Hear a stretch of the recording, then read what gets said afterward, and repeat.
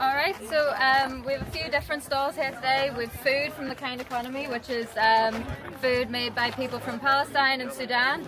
And then we've got stuff from Source Grow. That stuff's all grown locally there. So there's like fresh vegetables, bread baked by Bakari, there's eggs, there's mushrooms.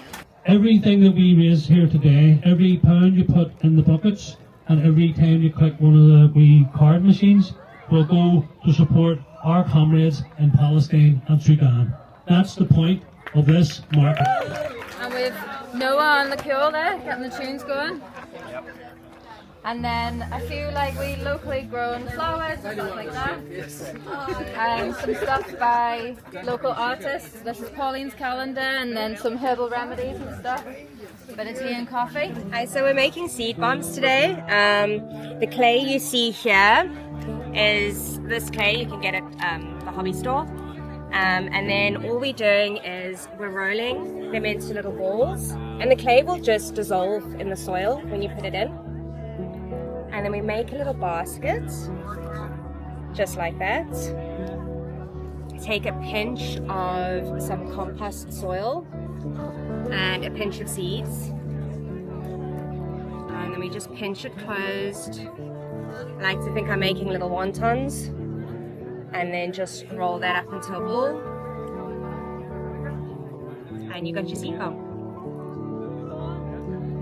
And these are the seeds. They're going to attract butterflies and bees to the garden.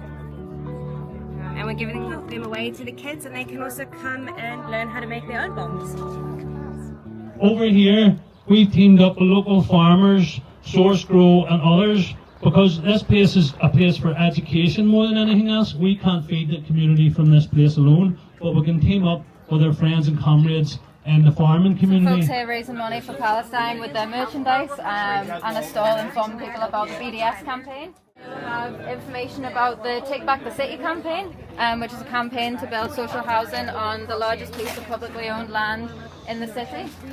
And then our friends in Katu are doing a stall about their amazing work resisting evictions and supporting people who are renting accommodation. You can join the food revolution yourself. So get your carrots against colonisation seeds. Get planting in your own garden. Get your hair tonics and lotions. I'm 95 years old, and I use them hair tonics every day and then lotions, and that's what keeps me spring chicken.